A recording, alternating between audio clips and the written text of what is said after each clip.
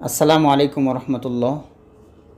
প্রিয় ছাত্র ভাইরা, আজকে আমাদের আলোচনা হলো ফতোয়া এবং তার সাথে সংশ্লিষ্ট কিছু বিষয়াদি নিয়ে। তো আমি আপনাদের সম্মুখে একে একে সবগুলো বিষয় পেশ করছি। তো এই বহসের নাম দেওয়া হয়েছে আল মুকদ্দিমাতু ফিল ফতোয়া ওয়া মুতাআল্লিকাতিহা। ফতোয়া এবং তার সাথে সম্পৃক্ত বিষয়াদি সম্পর্কে একটি ভূমিকা স্বরূপ আলোচনা।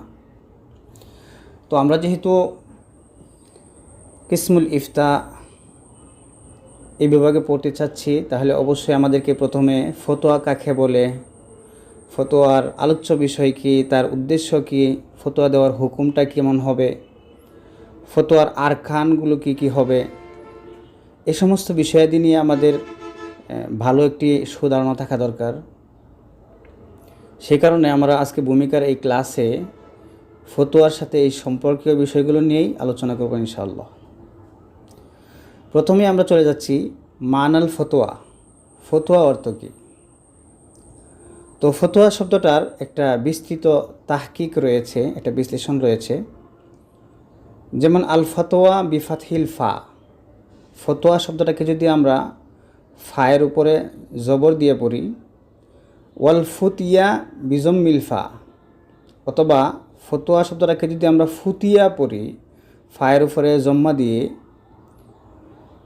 এবং এই দুটি শব্দের জমা এরকম হয় ও কিলাহুমা ইউজমাউ আলাল ফাতাওয়ি বিকাসরিল ওয়াও ওয়াল ফাতাওয়া বিফাতহিল ওয়াও ওয়াল আলিফিল মাকসুরা।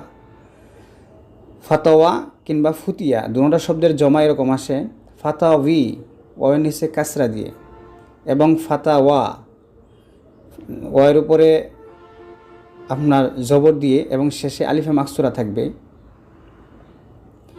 এই দুটি জমাই কিলাল জমাইনে সায়েগুন ও মুস্তামালুন ফি কালামিল ওলামা।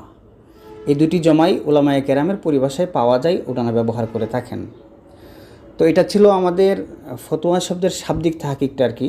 যেহেতু দুটা ফতোয়া দুটা শব্দই আমরা পাই, ফতোয়া শব্দটা তো অ্যাভেলেবেল পাওয়া যায়, আর ফুতিয়া শব্দটাও হাদিসে পাওয়া যায়। যেরকম রাসূল সাল্লাল্লাহু আলাইহি ওয়াসাল্লাম এক হাদিসে বলেছেন আজরা উকুম আলাল ফুতিয়া আজরা উকুম আলান নার। ওই জায়গায় ফুতিয়া শব্দটা ব্যবহৃত হয়েছে। ইমাম সুয়ুতী রহমতুল্লাহি আলাইহি একটি কিতাব লিখেছেন আদাবুল ফুতিয়া নামে, তিনি ওই জায়গায় ফুতিয়া এই শব্দটাকে ব্যবহার করেছেন। তাহলে আমরা এখান থেকে বুঝতে পারলাম যে ফতোয়া শব্দটা যেভাবে ব্যবহৃত হয়, ঠিক ফুতিয়া শব্দটাও সেভাবেই ব্যবহৃত হয়, এবং এই দুটি শব্দেরই জমা, ফতোয়া বলেন বা ফুতিয়া বলেন, দুটোটারই জমা ফাতাওয়ি এবং ফাতাওয়া ব্যবহৃত হয়। এবার আসুন তাহলে ফতোয়া কিংবা ফুতিয়া শব্দের শাব্দিক অর্থটা কী হবে সে বিষয়ে আলোচনা করা যাক।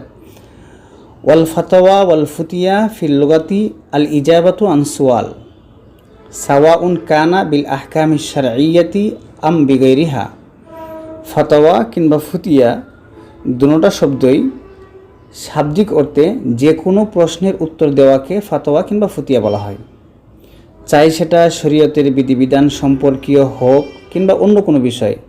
অর্থাৎ দুনিয়াবি জেনারেল যে কোনো লাইনে আপনার কোনো প্রশ্নের উত্তর যদি কেউ দেয়, তাহলে শাব্দিক অর্থে সেটাকে ফতোয়া কিংবা ফুতিয়া বলা যাবে। তবে এই শব্দটা সাধারণত জাগতিক কিংবা জেনারেল কোনো প্রশ্নের উত্তরে কিন্তু ফতোয়া সাধারণত বলা হয় না। এটা একরকম শরঈ প্রশ্ন উত্তর পর্বের জন্যই ফতোয়াটা এটা নির্ধারিত হয়ে গিয়েছে। সুম্মা খুসসাতিল কালিমাতু লিল ইজাবাতি আন সুয়ালিন শারঈন। অতঃপর এই বাক্যটি শরঈ কোনো প্রশ্নের উত্তর দেওয়ার ক্ষেত্রে সেটা খাস করা হয়েছে এবং সে অর্থে ব্যবহৃত হয়। তো এতক্ষণ আমরা জানছিলাম যে ফতোয়া শব্দের শাব্দিক অর্থ নিয়ে। এখন আসি ফতোয়া শব্দের পারিভাষিক, যেটাকে আমরা ইস্তিলাহ বলি, ইস্তিলাহি তারিফ কী হবে, সংজ্ঞা কী হবে। অফি ইস্তিলাহির ফুকাহা। ফুকাহায়ে কেরাম যেহেতু ফতোয়া শব্দের ইস্তেমাল শুরু করেছেন, সুতরাং ফুকাহাদের পরিভাষায় ফতোয়া শব্দটা কাকে বলে সেটা আমাদের জানতে হবে। হিয়াল জওয়াবু আন মাসআলাতিন দীনিয়া। তো ফুকাহায়ে কেরামের পরিভাষায় ফতোয়া বলা হয় ধর্মীয় যে কোনো প্রশ্নের উত্তর দেওয়াকেই ফতোয়া বলা হয়। ধর্মীয় বিষয়ে যে কোনো ধরনের প্রশ্ন হোক, সেই প্রশ্নের যখন আপনি আনসার করবেন, উত্তর দিবেন, তখন সেটাকে স্বাভাবিকভাবে ফতোয়া বলা হবে, এটাই তার পারিভাষিক অর্থ। তবে ফতোয়ার মধ্যে একটা জিনিস থাকবে না, সেটা হলো লা আলা ওয়াজহিল ইলজাম, অর্থাৎ ফতোয়ার মধ্যে আপনি যে হুকুমটা আরোপ করবেন সেটা কারো উপরে জোর জবরদস্তি করে পালন করতে বাধ্য করা যাবে না। এটা কাজীর কাজ। সামনে আসতেছে ফতোয়া এবং কাজায়ের মধ্যে ফরক। ফতোয়ার কাজটা হলো মানুষকে আহকাম বর্ণনা করে দেওয়া, কাউকে কোনো কাজ করতে বাধ্য করা যাবে না, সেটা মুফতির কাজ নয় বা ফতোয়ার তাকাজা এরকম নয়।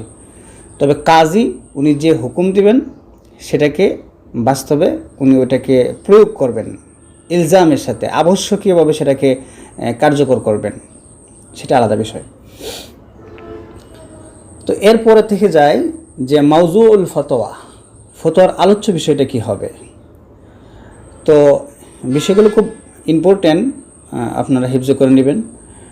অনেক ওলামায়ে কেরামকে আপনারা যদি জিজ্ঞাসা করেন, বা একজন মুফতি হয়েছে স্বাভাবিকভাবে একটি দারসগাহ থেকে, আপনি যদি তাকে জিজ্ঞাসা করেন যে ফতোয়ার মাউদু কি, আলোচ্য বিষয় কি, তাহলে আমার ধারণা এরকম 90% বলতে পারবেন না যে আসলে ফতোয়ার আলোচ্য বিষয়টা কী।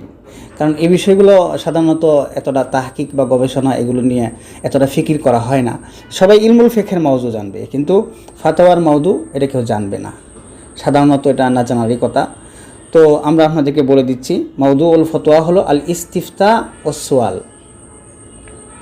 ফতোয়ার আলোচ্য বিষয় হলো কেউ ফতোয়া জিজ্ঞাসা করবে, ইস্তিফতা বা ইস্তিফাল থেকে ফতোয়া তলব করা, কেউ ফতোয়া জিজ্ঞাসা করবে, ও সোয়াল আর একটা হলো প্রশ্ন করা। ফতোয়াটা তখনই দেওয়া হয় যখন কেউ ইস্তিফতা করে বা সোয়াল করে প্রশ্ন করে, তখনই ফতোয়াটা দেওয়া হয়। এই কারণেই ফতোয়ার আলোচ্য বিষয় হিসেবে ইস্তিফতা এবং সোয়ালকে রাখা হয়েছে। এরপরে গরজুল ফতোয়া ওয়া গায়াতুহা, ফতোয়ার উদ্দেশ্য কী হবে। তো সব ফোনেরই একটা উদ্দেশ্য থাকে অবশ্যই। সাধারণত ধর্মীয় সকল ফোনের জন্য একটি বেসিক আমভাবে যে উদ্দেশ্যের ব্যবহার করা হয় সেটা হলো আল ফাউজু বি সাআদাতিদ দারাইন। এটা তো আমরা জানি উভয় জাহানের কামিয়াবি। তো প্রত্যেকটা ফোনের জন্যই আলাদা কিছু উদ্দেশ্য থাকতে হয়, হাসিল কেন করব আমরা, তার একটা আলাদা উদ্দেশ্য থাকতে হয়। তো এই জায়গার মধ্যে আমরা সেটা বর্ণনা করে দিয়েছি। তো গারজুল ফতোয়া হলো বায়ানু হুকমি শারঈ লিয়ামালা বিহি, শরীয়তের হুকুম আহকামকে বর্ণনা করা যেন একজনে সেই হুকুম অনুযায়ী আমল করতে পারে। তাহলে আমরা ফতোয়ার আলোচ্য বিষয় পেয়ে গেলাম, সেটা হলো বায়ানু হুকমি শারঈ লিয়ামালা বিহি, শরীয়তের বিধিবিধান বর্ণনা করা যেন সে অনুযায়ী আমল করা যায়। তারপরে আসেন তাহলে ফতোয়ার হুকুমটা কী হবে। হুকমুল ফতোয়া, ফতোয়ার হুকুম হলো আল ফতোয়া ফরজুন আলাল কিফায়া, ফতোয়াটা ফরজে কেফায়া। ফরজে কেফায়া সম্পর্কে আমাদের খুব ভালো ধারণা আছে। সেটা হলো কোনো এক এলাকায় বা কোনো এক বসতিতে, কোনো এক শহরে এমন একজন লোক থাকা আবশ্যক যার কাছে দুনিয়ার সকল মাসাইল এর জ্ঞান হাসিল করা যায়। এই ধরনের উচ্চ শিক্ষিত একজন ব্যক্তি থাকা, ফতোয়ার জ্ঞান রাখে এরকম একজন ব্যক্তি থাকা, এটা আবশ্যক। যদি এরকম না হয় তাহলে উম্মাহের উপরে বড় ধরনের একটা গুনাহ হয়ে যাবে ফরজে কিফায়া তরকের। তো সেটা যদি সম্ভব না হয় তাহলে কি করতে হবে, পুরো এলাকাবাসী মিলে একজনকে টাকা পয়সা খরচ করে হলেও একজন বড় মুফতি বানাতে হবে। মাশাআল্লাহ এখন তো প্রত্যেক গ্রামেই ইনশাআল্লাহ মুফতি পাওয়া যাচ্ছে, পড়াশোনা করছে উচ্চশিক্ষা। কিন্তু অতীতকালে এরকম একটা সময় ছিল যে পুরা এলাকায়, পুরা শহর, পুরা থানায় মিলে একটা মুফতি পাওয়া যেত না। সেই সময়টা খুবই কষ্টকর ছিল। তো ফতোয়ার জ্ঞান হাসিল করাটা এটা ফরজে কিফায়া, অর্থাৎ মহল্লা কিংবা শহরের কিছু মানুষ যদি সে উচ্চশিক্ষাটা গ্রহণ করে নেয়, অর্থাৎ সর্বজনীন সকল প্রশ্নের উত্তর দিতে পারে, এরকম একজন বৃহৎ অঙ্কের পড়াশোনা করে যদি একজন আলেম তৈরি হয়, তাহলে ওই বসতির, ওই এলাকার সাধারণ মানুষের যে ফরজে কিফায়া তরকের গুণটা ছিল সেটা আর হবে না। এখন আসেন, ফতোয়ার জ্ঞান শিক্ষা করাটা ফরজে কিফায়া, তবে কখনো কখনো ফতোয়া দেওয়াটা ফরজে আইনও হয়ে যায়। সেটা কোন সময়?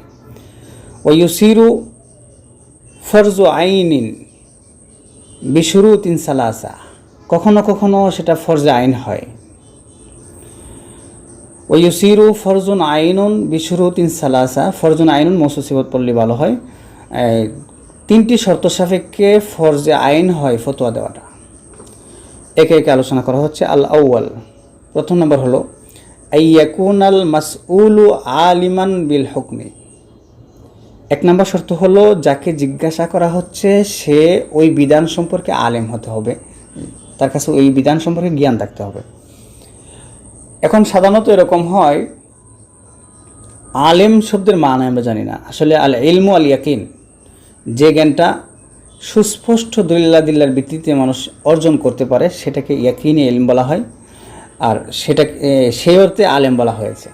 এখন দেখা যায় অনেককে মাসালা জিজ্ঞাসা করা হয়, সে তাখমিন মানে খেয়াল করে বা সন্দেহজনকভাবে এরকম হতে পারে, এরকম মনে হয়, এরকম বলে আমরা ফতোয়া দিয়ে দিই। এটা আসলে একজন আলেমের জন্য কাম্য নয়, বরং ফতোয়া তো তিনিই দিবেন যার ওই বিষয় সম্পর্কে ইয়াকিন জ্ঞান রয়েছে। অর্থাৎ কুতুবে ফতোয়া থেকে রাজেহ কলটা খুঁজে বের করে ওলামায়ে কেরামের থিওরি সহ সম্পূর্ণ তার মনে আছে, এরকম একজন ব্যক্তি ওই মাসালা সম্পর্কে উত্তর দিতে পারবে। আসানি, দ্বিতীয় নাম্বার যে শর্তটা সেটা হলো আল্লাহ ইয়ামনা মিনাল জওয়াবি মানে, অর্থাৎ উত্তর প্রদান করতে কোনো প্রকারের প্রতিবন্ধকতা নেই।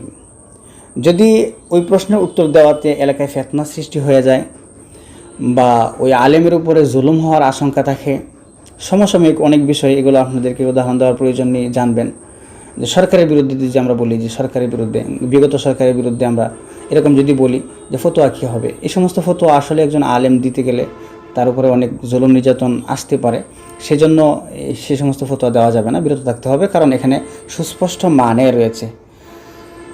যদি কোনো মানে না থাকে তখনই তার উপরে ফতোয়া দেওয়াটা ফরজ হবে।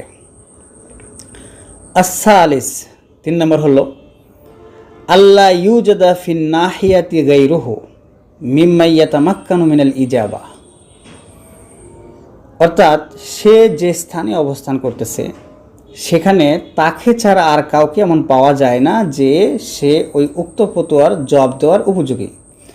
তো ফতোয়ার উপযোগী এমন ব্যক্তি যদি সে যে অবস্থানে রয়েছে, ভৌগোলিক ম্যাপে রয়েছে, যে বোকার মধ্যে রয়েছে, সেখানে যদি অন্য কেউ এরকম না থাকে যে ফতোয়া দিতে পারে, আর এমত অবস্থায় যদি ওই লোকটা এখানে উপস্থিত থাকে তাহলে তার উপরে ফতোয়া দেওয়া ফরজে আইন হয়ে যায়। এই ছিল ফতোয়ার হুকুম। এখন আসেন আরকানুল ফতোয়া। আরকান এটা রুকনুনের বহুবচন, এরা হলো খুঁটি। আরকান আর রুকুন সম্পর্কে আমরা খুব ভালো জানি, নামাজের রুকুন ইত্যাদি, রোজার রুকুন, এগুলো আমরা জানি। তো রুকুন হলো স্তম্ভ। ফতোয়ার মূল স্তম্ভ কয়টা ও কী কী, এগুলো নিয়ে এখানে আলোচনা করা হচ্ছে। লিল ফাতাওয়া আরবাতু আরকান, ফতোয়ার 4টি আরকান রয়েছে, রুকুন রয়েছে। রুকুনটা ভিতরে হইলে রুকুন বলা হয়, আর বাহিরে হইলে শুরুত বলা হয়। যেমন নামাজের বাহিরে যেগুলো রয়েছে সেগুলোকে শর্ত বলি আমরা, আর ভিতরেগুলোকে আমরা বলে থাকি হলো রুকুন। রুকুন আর শর্ত যাই বলেন, এগুলো ফরজের মাকাম, সবগুলোই ফরজের মতোই মূল্যায়ন করা হয় এবং সেগুলো ফরজ। তো ফতোয়ার জন্য 4টি রুকুন রয়েছে, তার মধ্যে একটা হলো মুফতি। ফতোয়া সংগঠিত হওয়ার জন্য, বাস্তবে উজুদে আসার জন্য একজন মুফতির প্রয়োজন। ও মুস্তাফতিন, আরেকজন মুস্তাফতি লাগবে, ফতোয়া জিজ্ঞাসা করছে এরকম ব্যক্তি লাগবে। যদি কেউ ফতোয়া জিজ্ঞাসা না করে এমনি কেউ কোনো মাসালা বলে, সেটাকে ফতোয়া বলা হবে না, সেটাকে ফিক বলা যেতে পারে, ইলমুল ফিক মাসালা বলা যেতে পারে, ফতোয়া বলা যাবে না। আরেকটা হলো আল মুস্তাফতা আনহু, যে বিষয় সম্পর্কে জিজ্ঞাসা করা হচ্ছে। এটা হলো আল মুফতা বিহি, যে বিষয় দিয়ে ফতোয়া দেওয়া হচ্ছে। এই 4টি বিষয় আমাদের এখানে আলোচনা করা হয়েছে, জানতে হবে। তো আল মুফতি, মুফতি কাকে বলে? মুফতি হুয়াল আলিমুশ শারঈয়ুল ইসলামিয়্যু আল্লাযী ইয়াকুমু বিইসদারিল ফাতওয়া ওয়াল ইজাবাতি আনিস সুয়াল। মুফতি বলা হয় ওই আলেম, ইসলামিক এবং শরঈ মনমাইন্ডের, যিনি ফতোয়া দানের কাজে নিয়োজিত। আল্লাযী ইয়াকুমু বিইসদারিল ফতোয়া, যিনি ফতোয়া প্রকাশনার কাজে, ফতোয়া উম্মতকে দেওয়ার কাজে দায়িত্ব গ্রহণ করেছেন। আবার অন্য কথায় বলা হয়েছে আল ইজাবাতু আন সোয়াল, ইজাবাতু আনিস সওয়াল, কোনো প্রশ্নের জবাব দেওয়া। তো একজন আলেমে শরঈ যিনি উম্মতের ধর্মীয় সমস্যার সমাধান দিয়ে থাকেন তাকেই মুফতি বলা হয়। শরহ উকদের এক হাসিয়ে দেখলাম, ওখানে লেখা আছে মুফতি বলা হয় হুয়াল মুজিবু আনিল মাসাইলিন নওয়াজিল, যিনি নতুন কোনো মাসালায় জবাব দেন তাকে মুফতি বলা হয়। আল মুফতি হুয়াল মুজিবু আনিল মাসাইলিন নওয়াজিল, যিনি নতুন কোনো মাসালায়, যেখানে আপনার সরাসরি পূর্ববর্তী উলামায়ে কেরামের ফিকহি ইবারত নেই, বক্তব্য নেই, সেই পূর্ববর্তী উলামায়ে কেরামের ওই বক্তব্যগুলো খুঁজে পড়াশোনা করে কিয়াস করে নতুন জাদিদ মাসালায় ফতোয়া দিয়ে থাকেন, তাকে মুফতি বলা হয়। মুস্তাফতি কাকে বলে? আল মুস্তাফতি হুয়া শাখসু তালিবুল ইজাবা, মুস্তাফতি হলো ওই ব্যক্তি যিনি জবাব তালাশ করে থাকেন, ওই ব্যক্তিকে মুস্তাফতি বলা হয়। ওয়াল হুকমুশ শরঈ, এবং শরীয়তের হুকুম বিধিবিধান এগুলো যিনি জিজ্ঞাসা করেন তাকে মুস্তাফতি বলে। 3 নম্বর হলো আল মুস্তাফতা আনহু। মুস্তাফতা আনহু মানে যে বিষয়ে জিজ্ঞাসা করা হয়েছে, হুয়া সোয়াল আনিল হুকমি, হুকুম সম্পর্কে জিজ্ঞাসা, ওই জিজ্ঞাসাটাই হলো মুস্তাফতা আনহু। ওয়াল মাসআলাতুল মাসউল আনহা, যে মাসালা সম্পর্কে জিজ্ঞাসা করা হয়েছে, বাস সুন্দর কথা। আর মুফতাবিহি হুয়াল হুকমুশ শরঈ ওয়াল জওয়াবু আনিস সওয়াল, আর মুফতাবিহি হলো ওইটা যেটা শরীয়তের হুকুম অথবা কোনো এক প্রশ্নের উত্তরে মুফতিয়ানে কেরাম প্রকাশ করেছেন, সেটা হলো মুফতাবিহি। তাহলে ফতোয়ার আমরা 4টা জিনিস পেলাম, এটা হলো মুফতি, মুস্তাফতি, এটা হলো মুস্তাফতা আনহু, এটা হলো মুফতাবিহি। 4টা জিনিস, এই 4টা জিনিস হলো ফতোয়ার আরকান বা রুকন। তো এগুলো ভালো করে হেফজ করে নেবেন ইনশাআল্লাহ। এরপরে আসেন আমাদের ফতোয়া এবং কাজা, এই দুই জিনিসের মাঝখানে পার্থক্য জানতে হবে। ফতোয়া একজনের কাজ, কাজা হলো আরেকজনের কাজ, তো দুইটাকে একত্র করা যাবে না। আমাদের অনেক উলামায়ে কেরাম এরকম করে থাকেন যে তারা দেখা যায় যে কাজাই বিষয় দিয়ে ফতোয়া দিয়ে দেন, এটা কিন্তু ঠিক না। তো আমরা কাজাই বিষয় এবং ফতোয়া কীভাবে চিনব? এর জন্য কুতুবে ফিকহের মধ্যে দেখতে হবে, কোনো মাসালায় যদি লেখা থাকে কাজা আন দিয়ানাতান, এরকম থাকে বিভিন্ন মাসালায় যে এই হুকুমটা হলো কাজা আন অর্থাৎ কাজাই, এই হুকুমটা হলো দিয়ানাতান, দিয়ানাতান ফিমা বাইনা হুয়া বাইনাল্লাহ। তো আমরা যে মাসালার শেষে কাজা আন বা দিয়ানাতান পাবো, তাহলে বুঝে নিব যে এই মাসালায় 2 রকমের মতামত রয়েছে, একটা কাজী সাহেবের কর্তব্য, একটা হলো মুফতি সাহেবের কর্তব্য। উলামায়ে কেরাম বলে থাকেন ওয়াজিফাতুল মুফতি আর দিয়ানা, মুফতির মূল কাজ হলো দিয়ানতের উপরে ফতোয়া দেওয়া, কাজের উপরে নয়। কাজের উপরে ফতোয়া কাজী সাহেব দিবেন। তো যেহেতু মুফতিরা দিয়ানতের উপর ফতোয়া দিবেন, সেই কারণে আমাদের কোনো কাজাই মাসালায় ফতোয়া দেওয়া যাবে না। কাজী মাসালায় তো একমাত্র ইসলামী হুকুমতের কাজী যারা, তারাই ফতোয়া দিবেন, তারাই ওই ফয়সালা করবেন ওই অনুযায়ী। এছাড়া কুতুবে ফিকহের যে সমস্ত মাসালায় কাজান বা দিয়ানাতান এরকম কথা নেই, পিছনে লেখা আলোচনা এরকম কথা নেই, সে সমস্ত মাসালা সবই দিয়ানতের উপরে। যেগুলোতে কাজান দিয়ানাতান এরকম ভাগ করা আছে, সে জায়গায় আমরা বুঝতে হবে এটা কাজা, এটা দিয়ানাত। তবে আরেকটা উসুল জেনে নিতে হবে এখান থেকে, সেটা হলো আমাদের আদাবুল কাজী বা হুদুদাতের যে মাসালাগুলো রয়েছে, সেখানে কিন্তু দিয়ানাতান কাজা এভাবে লেখা হয় না, ওই সব মাসালাই কাজা, দিয়ানাতান এখানে কোনো মাসালা নেই। যেমন একজন লোক যদি জেনা করে বা চুরি করলো, তাহলে তার বিধান কিন্তু একজন মুফতি সাহেব দিতে পারেন না যে হাত কেটে দাও, তাকে হত্যা করে দাও, এটা একজন কাজ হিসাবের কাজ। যদিও আমাদের কোরআনের সুস্পষ্ট বিধান রয়েছে, তবে মুফতি সাহেবের জন্য এই হুকুম দেওয়া যাবে না। কেন? কারণ এই হুকুম দিতে হলে তো কার্যকর করতে হবে, কার্যকর করা তো কাজ হিসাবের কাজ, এটা মুফতি সাহেবের কাজ নয়। তাই এই হুকুম সম্পর্কে একজন মুফতি এভাবে ফতোয়া দিতে পারে না। বরং কোনো মুফতি সাহেবের কাছে যদি এই বিষয়টা আসে যে এরকম একজন চোর এসে বললো আমি চুরি করেছি, আমি কি করব, তাহলে সর্বোচ্চ একজন মুফতি সাহেব বলবে এটা যে চোরাইকৃত মালটা আপনার কাছে যদি উপস্থিত থাকে বা ধ্বংস হয়ে যায়, তাহলে সমমূল্য টাকা ওই মালিককে দিয়ে দিবেন আর আল্লাহ তাআলার কাছে তওবা করে নেবেন। এর চেয়ে বাহিরে আর কিছু বলার নেই। চুরির যে শাস্তি রয়েছে, সেই শাস্তি কিন্তু একজন মুফতি সাহেব প্রয়োগ করা কিংবা ওই বিষয়ে ফতোয়া দেওয়ার যোগ্যতা রাখে না, এটা কাজী সাহেবের কাজ। আশা করি বিষয়টা বোঝাইতে পারলাম যে কুতুবে ফিকহের যে জায়গার মধ্যে কাজা এবং ফতোয়ার ভাগ করা আছে, সেই জায়গায় যে মাসালার পিছনে কাজা লেখা আছে সেটা কাজী সাহেবের কাজ, কাজেই মাসালা সেটা। আর যেটা পিছনে দিয়ানাতান লেখা আছে এটা মুফতি সাহেবের কাজ, বাস। আরেকটা হলো যে আদাবুল কাজী বা হুদুদাতের অধ্যায়ে যে সমস্ত মাসালা রয়েছে, এই সব মাসালা হলো কাজাই মাসালা, এগুলো কাজী সাহেবদের জন্য। আর এছাড়া ইবাদতের অধ্যায়ে যত মাসালা রয়েছে, এই সব মাসালা হলো দিয়ানাতানির মাসালা, ফিমা বাইনা হুয়া বাইনাল্লাহ। এগুলো একজন মুফতি সাহেব ফতোয়া দিবেন এভাবে এবং উম্মতকে আমল করতে বলবেন। আশা করি বিষয়টা সংক্ষিপ্ত আকারে ক্লিয়ার হয়েছে। তারপর আলোচনা হলো আল ফারকু বাইনাল ফতোয়া ওয়াল কাজা। তো আমি ফতোয়া এবং কাজা এই দুইটার মধ্যে কিতাবের বাহিরেই কিছু আলোচনা করে ফেলছি। যাই হোক, কিতাবের মধ্যেও কিছু এখানে পার্থক্য দেওয়া আছে দুইটার মাঝখানে, আপনারা জানবেন। সেটা হলো আল ফারকু বাইনাল ফতোয়া ওয়াল কাজা ইয়াত্তাজিহু বি উমুরিন আতিয়া, যে ফতোয়া এবং কাজা সামনের কিছু জিনিসের মাধ্যমে এগুলো ক্লিয়ার হয়ে যাবে। পার্থক্যটা মাঝখানে কীভাবে পার্থক্য হলো? আল আওয়ালু, প্রথম পার্থক্য হলো আল ফতোয়া গায়রু মুলজিমা, ফতোয়াটা লাজেম নয়। ওয়াল কাজাও মুলজিম, আর কাজাটা আবশ্যক। অর্থাৎ ফতোয়ার বেলায় ইলজাম করা যাবে না যে আপনি করতেই হবে এটা, কিন্তু কাজার বেলায় কাজী সাহেব নিজে উপস্থিত থেকে ওটাকে আপনার সম্পাদন করে দেবে। যেহেতু আমাদের এই বোকা এই অঞ্চলের মধ্যে কাজা ব্যবস্থা নেই, তাই আমাদের এই মাহলটা অপরিচিত, তাই আমরা বুঝতেছি না।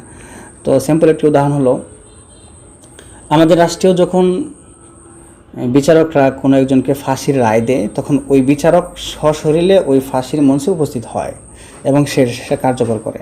তো ইসলামী হুকুমতগুলো এভাবেই, যারা ফয়সালা দেবেন কাজী সাহেবের প্রথমে আসবেন। যেরকম রজমের বেলায় বলা হয়েছে, কোনো বিবিচারকারীকে যখন রজম করা হয়, সর্বপ্রথম ওই কাজী সাহেব তার উপরে রজম করবেন, তারপরে সাক্ষীরা রজম করবেন, তারপর অন্য মুসলমানরা করবেন।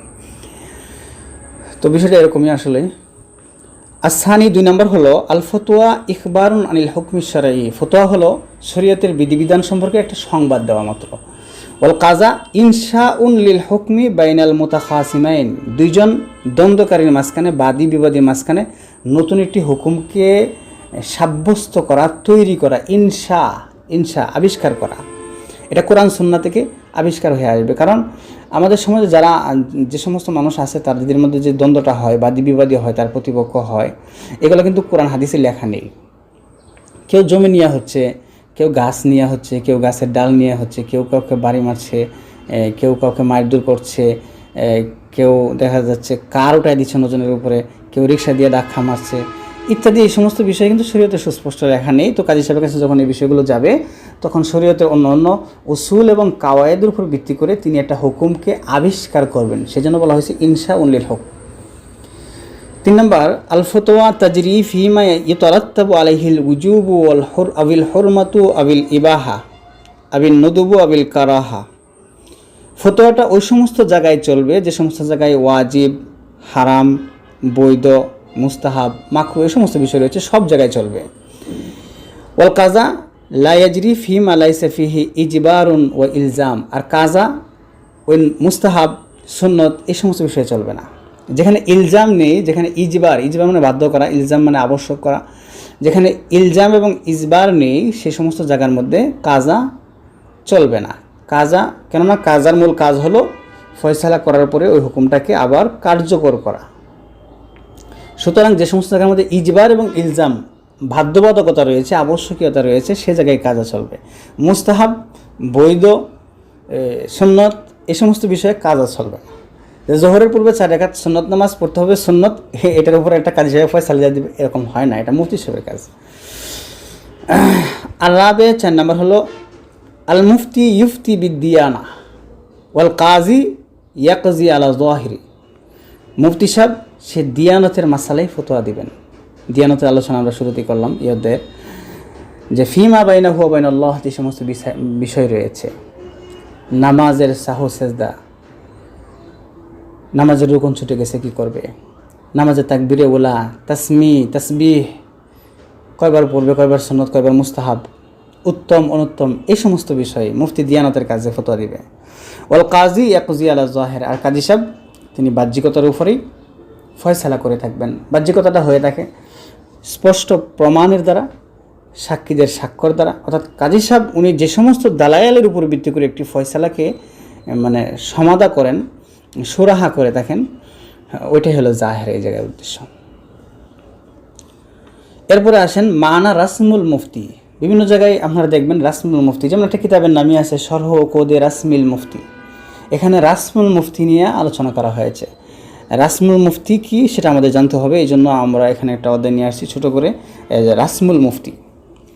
তা আর রাসমু ফিল লুগাতি আসারু শাইই আও বাকিয়াতুহু, রাসমুনটা শাব্দিক অর্থে কোনো একটা জিনিসের নিদর্শন বা অবশিষ্ট অংশকে বলা হয়। আসারুসাই কোনো জিনিসের নিদর্শন, আও বাকিয়াতু হতো বা শেষ অবশিষ্ট জিনিস, ওয়াল আলামা এবং এক কথায় আপনি রাসমুন মানে আলামত বলতে পারেন, নিদর্শন। ওয়াল জমউ আর রাসমুন শব্দের জমা হয় আরসুমুন ও রুসুমুন, দুটি জমা হয়ে থাকে, আরসুমুন কিংবা রুসুমুন। ওয়াফি ইস্তিলাহিল ফুকাহা আর ফুকাহায়ে কেরামের পরিভাষায় রাসমুন কাকে বলে? আসলে এই জায়গায় শুধু রাসমুনের পরিভাষা বলা হচ্ছে না, এই জায়গায় আসলে রাসমুল মুফতির পরিভাষা বলা হচ্ছে। তো ফুকাহায়ে কেরামের পরিভাষায় রাসমুল মুফতি কাকে বলা হয়? হুয়াল আলামতু, এখানে হুয়াটা হবে না, হিয়া হলে সুন্দর হয়। হিয়াল আলামতুল্লাতি তাদুল্লুল মুফতিয়া আলামা ইউফতি বিহি, এমন কিছু আলামতের নাম যে সমস্ত আলামতের দ্বারা একজন মুফতি জানতে পারে যে কোন বিষয়ে সে ফতোয়া দিবে। খেয়াল করবেন, তাহলে রাসমুল মুফতিটা পরিভাষায় বলা হয় আল আলামাতুল্লাতি তাদুল্লুল মুফতিয়া, এমন সব আলামত যেগুলো একজন মুফতিকে পথ প্রদর্শন করবে, বুঝিয়ে দিবে আলামা ইউফতি বিহি, কোন মাসালায় সে ফতোয়া দিবে, কোন জিনিসে সে ফতোয়া দিবে আর কোনটায় দিবে না। তো রাসমুল মুফতি নিয়ে বিস্তারিত আলোচনা ইনশাআল্লাহ শরহে উকদ রাসমুল মুফতি এবং আদ-দুরুল মুখতারের মুকাদ্দিমার মধ্যে আসবে, বলে দেব। আসলে রাসমুল মুফতি বলতে কিছু শব্দকে বোঝানো হয়েছে, যেমন আমরা কিতাবে পাই হুয়াস সহি, হুয়াল আসাহ, আল ফতোয়া আলাইহি বিহি ইউফতা, আলাইহিল ফতোয়া, আলাইহি আমলুল উম্মাহ, আলাইহি আমলুল ইয়াউম, এই সমস্ত কথা দিয়ে আসলে উলামায়ে কেরাম একটা মাসালাকে অন্য একটা মাসালার উপর তারজিহ দিয়ে দেখেন। আমরা হেদায়েতে এই সমস্ত কথা পেয়েছি, হেদায়েত কিতাবে পেয়েছি এবং ইনশাআল্লাহ অন্যান্য কিতাবে পাবো ফতোয়ার মোতালা করলে। এগুলো দ্বারা একজন আলেম, একজন আসহাবুত তারজিহ আলেম একটা মাসালাকে অন্য একটা মাসালার উপরে প্রাধান্য দিয়ে দেখেন, এগুলাকেই আলামত বলা হয়, এগুলাকেই রাসমুল মুফতি বলা হয়। আর যে মাসালার পরে হুয়া সহি লেখা থাকে, একজন মুফতি সহজে বুঝতে পারেন যে এই মাসালা দিয়ে ফতোয়া দেওয়া যাবে। আলাইহিল ফতোয়া বা আল ফতোয়া আলাইহি বিহি ইউফতা, এই সমস্ত কথা যেখানে পাওয়া যায়, ওহুয়াল আহওয়াত, ওহুয়াল আসবাহ, আউজাহ, এই ধরনের অনেক কথাই আপনারা পাবেন। ইনশাল্লাহ আমরা সামনে রাসমুল মুফতি নিয়ে বিস্তারিত আলোচনা করবো, তখন দেখাবো এগুলা। তো এই সমস্ত শব্দ যেখানে পাওয়া যাবে একজন মুফতি বুঝে যাবে যে এই মাসালাটা রাজে, সুতরাং এটা দিয়ে ফতোয়া দিতে পারবে। ওই সমস্ত আলামতের কথাই বলা হচ্ছে যে রাসমুল মুফতির মধ্যে। তো রাসমুল মুফতিটা মূলত আলাদা কোনো বিষয় না, ওহুয়া মিন ফুরুই উসুলিল ফিক, এটা উসুলুল ফিকহের একটা শাখাগত দিক। ও ইউসাম্মা আদাবুল মুফতি ও উসুলুল ফতোয়া আইজান, এগুলোকে আদাবুল মুফতি কিংবা উসুলুল ফতোয়া বলা হয়। যেমন আগে বললাম যে আমি ইমাম সুয়ুতী রহমতুল্লাহি আলাইহির আদাবুল ফুতিয়া আছে, আল্লামা আমিমুল এহসান সাহেবের আদাবুল মুফতি রয়েছে। আর আমি আপনাদের কাছে যে আলোচনাটা করলাম এটি একটি মুকাদ্দিমা থেকে, এটি আমি অদমের হাতেই লেখা। আমি মুফতি আমিমুল এহসান বরকতি আল মুজাদ্দিদি রাহিমাহুল্লাহের যে আদাবুল ফতোয়া রয়েছে, আদাবুল মুফতি রয়েছে, কাওয়ায়েদ ফি উলুমিল ফিক বা আল কাওয়ায়েদুল ফিকহিয়া কিতাবের মধ্যে যে উনি রেসালা লিখেছেন আদাবুল মুফতি, ওই আদাবুল মুফতি রেসালার আমি একটু তাহকিক তালিকের কাজ করেছি। তো সেই কিতাবের শুরুতে একটা মুকাদ্দিমা লিখেছিলাম, সেই মুকাদ্দিমা থেকে আজকে দরসটা দিলাম আপনাদেরকে। তো বিষয়গুলো আপনারা খুব সুন্দর করে পড়ে নেবেন এবং মুখস্থ করে নেবেন, এগুলো বেসিক জ্ঞান। আপনি যে ফোনে পড়াশোনা করার ইচ্ছা করেছেন, যে ফোন অর্জন করার পূর্ণ প্রতিজ্ঞা নিয়েছেন, সেই ফোনটার ইবতিদাইয়া বিষয়গুলা, বেসিক বিষয়গুলো অবশ্যই আপনার জানা থাকা দরকার।